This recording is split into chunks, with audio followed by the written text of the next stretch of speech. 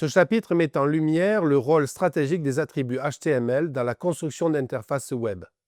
Un attribut, c'est une information supplémentaire directement liée à une balise. Il sert à définir un comportement, une apparence, une relation ou encore une règle de style.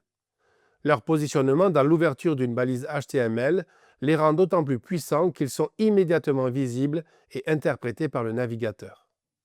Trois attributs sont systématiquement utilisés dans la mise en forme d'une page web: le class, ID et style.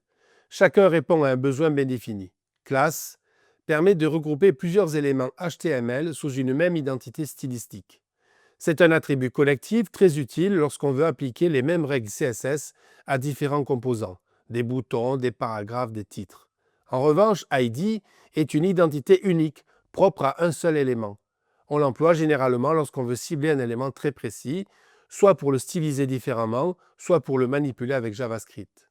Quant à l'attribut style, il permet d'appliquer directement un style CSS à l'intérieur même de la balise. On parle alors de style en ligne.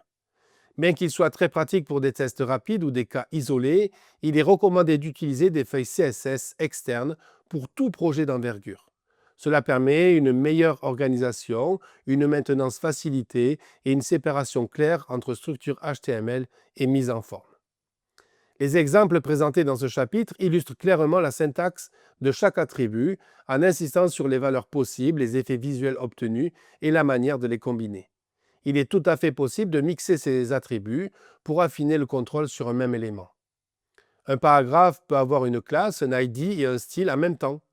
C'est cette capacité de personnalisation qui rend les attributs si importants dans les développements HTML modernes.